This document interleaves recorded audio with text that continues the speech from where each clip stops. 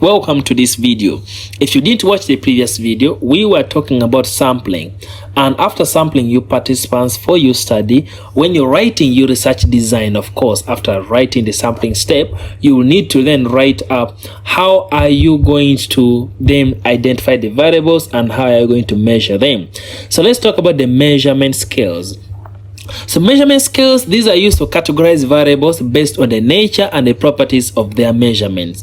Now, there are four major measurement scale. One, we have the nominal scale, ordinal scale, interval scale, and ratio scale. Nominal scale, these are kind of scales that measure categorical variables, measure things in terms of categories or distinct groups, male, female, okay? Big, small, categorical variables. Then we have the ordinal scale, from the word order, arrangement, ranks. So this one ranks variables in a particular order. Let's say when I ask you what is your education level, you're going to tell me primary, secondary, university, PhD. Now because of that rank, that will become an ordinal scale kind of data set. Then we have what we call the interval scale. Now, interval scales, these are variables on a scale with equal intervals between them. Like a Likert scale. A Likert scale. Like very satisfied, satisfied, neutral, less satisfied, very less satisfied, or dissatisfied. Like that become a Likert scale. That kind of arrangement. Then lastly, we have the ratio scale. Now, a ratio scale, these are values that do have true 0 points. For example, in other words, both the magnitude and the relative differences between the values are meaningful. For example, a person's income, if you want to then do a balance sheet, there is income, there is expense, so you have to subtract those values. So you can have even 0. When the person's income and expenses are equal, then the person will have 0 balance. So 0 will make sense that, okay, this one now has no money. Or even negative, be like, okay, this person is in debt now.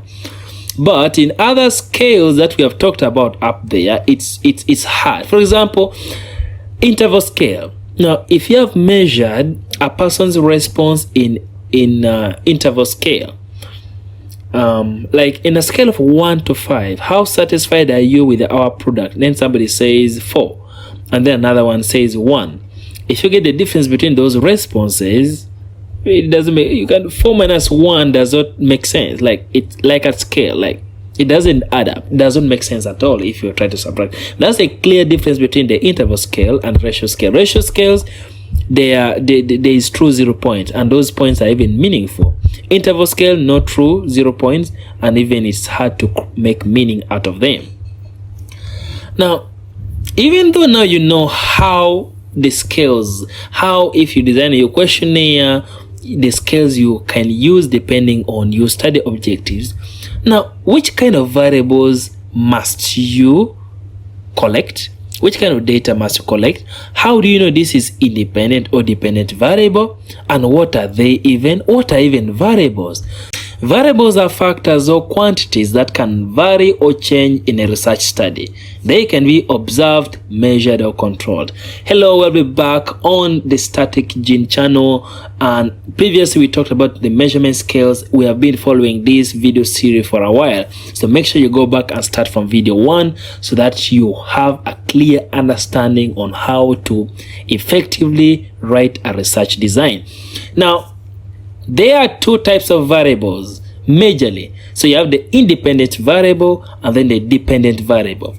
Now, independent, those are variables that can be manipulated or controlled by the researcher. So it causes prediction. It causes a predictor to change.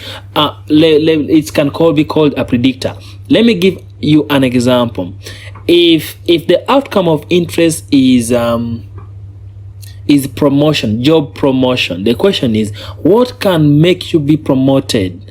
Okay, higher education qualification, higher experiences, good performances. So those ones would become independent variable. Then you getting promoted would become dependent variable. Dependent Those are variables that is observed or measured to assess the effect or the outcome. So it is the effect or the outcome variable. So those are the two main categories. But as you deep dive into research design and research writing, you may come across other types of variables like confounding variable. You may hear about it. So those are variables that influence both the independent and the dependent. Let me give you an example. Let's say a person's geographical setting. You may find it can influence both a person's income level or even them getting promotion. If a person is in a village, they are less likely to get promotion. Their income will more likely be lower compared to somebody who is in town. Now, that would be a confounding variable. Now that you have learned about variables, the question is, after you now knowing all the things, designing the sampling method, you have gotten sample size, you have gotten all the measurement scales, you have gotten the variables you want to measure, how then can you collect data? What are the different sources of data? So make sure you watch this next video to know how you can get data, how you can collect data, and other steps forward. See you next time. Make sure you like the video, subscribe to the channel.